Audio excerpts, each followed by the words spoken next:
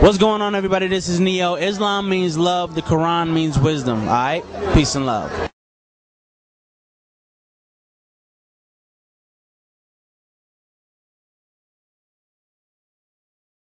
You're so blessed in your life. What do you do spiritually to stay grounded? I represent my family. I try to really just, understand every aspect about the Most High. For me, the Most High is Allah.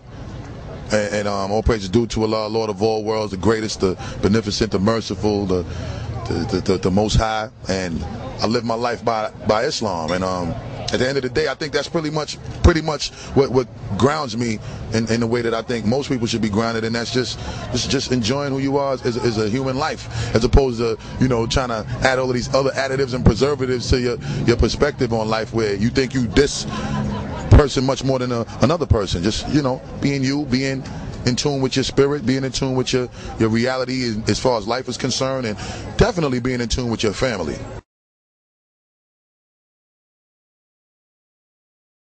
I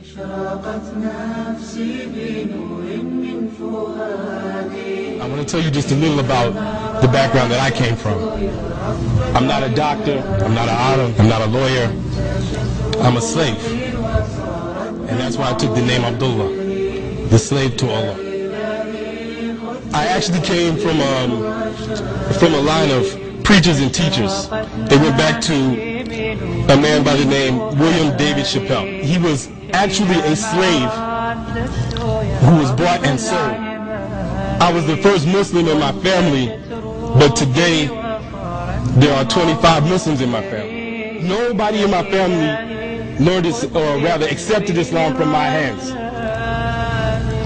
But in my absence, they were reading books and they were learning Islam. And so what I'll tell you is that my brother David, he was the second person to accept Islam in my family. The next person in my family who accepted Islam was my mother. The next person who accepted Islam, I think, was my sister. The next person who accepted Islam in my family was my father. He died the same year. We gave him Janazah Islamiyah. The other people in my family were impressed. My grandmother said, I want my funeral exactly the same like his. And she died a couple of years after my daddy. But before she died, she accepted Islam.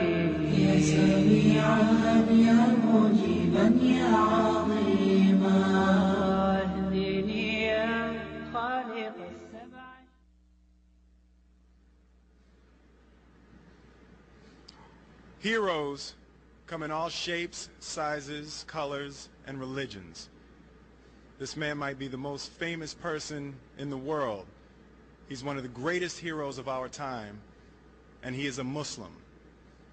It was hate, not religion, that motivated the horrible acts of September 11th. And in the wake of these events, nothing could be more un-American than to respond to mindless hatred with blind vengeance.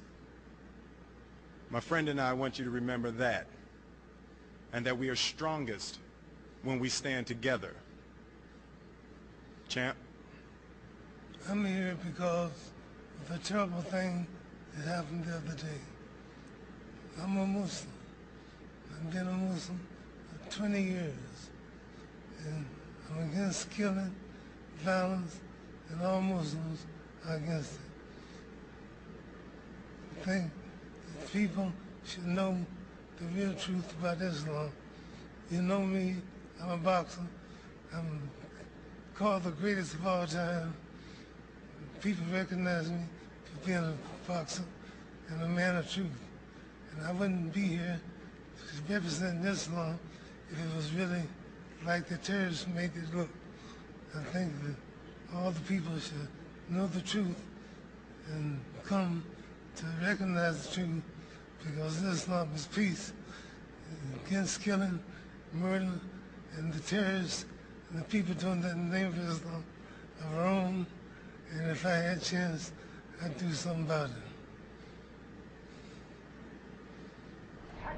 Well, you're going to love our next interview. Of all the people that we managed to track down in the Hajj is a Hollywood movie actor, Omar Reagan, now a Muslim, Thanks so much for joining us. You've acted in the movie Rush Hour 2 as a double for Chris Tucker.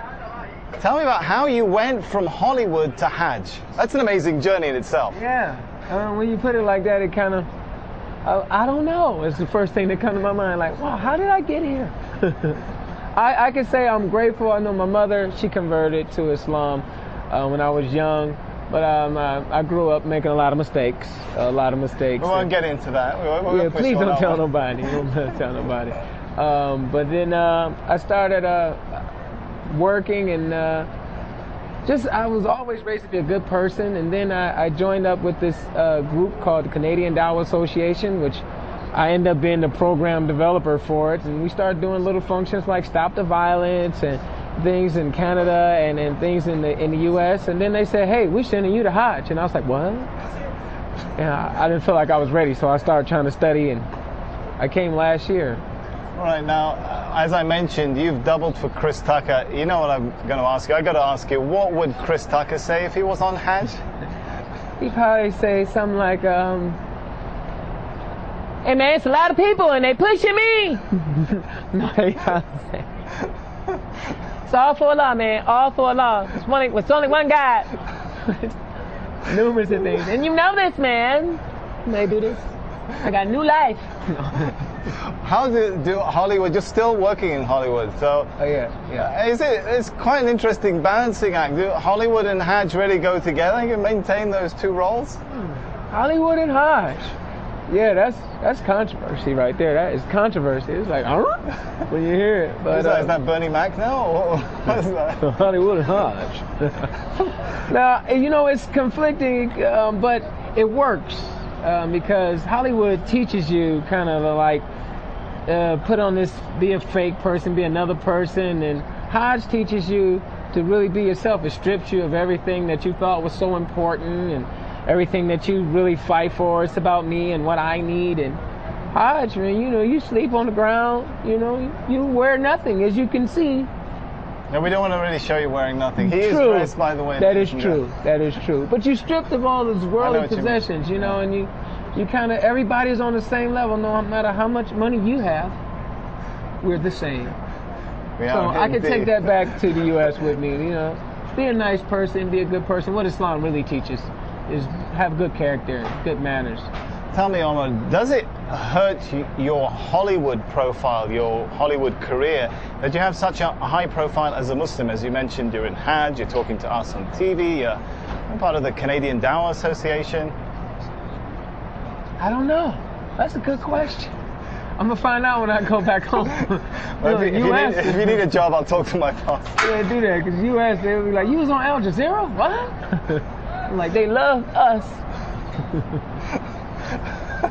It's been good talking to you, Omar Reagan. It's been good talking to you too. I'm going to let you get back to the other rush hour. This is more like rush hour 10. It took us about 3 hours and 15 minutes to get you out here. I don't want to even think about how long it's going to take to get you back. Yeah, what is the opposite of rush hour?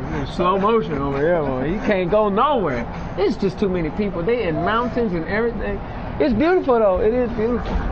Omar Reagan, you have yourself a beautiful Hajj and a safe trip home. All right, nice talking to you. Man. Thank you. We'll be continuing the coverage from the heart of the Hajj in the days to come, but for now I'm going to hand you back to Imran in the studio.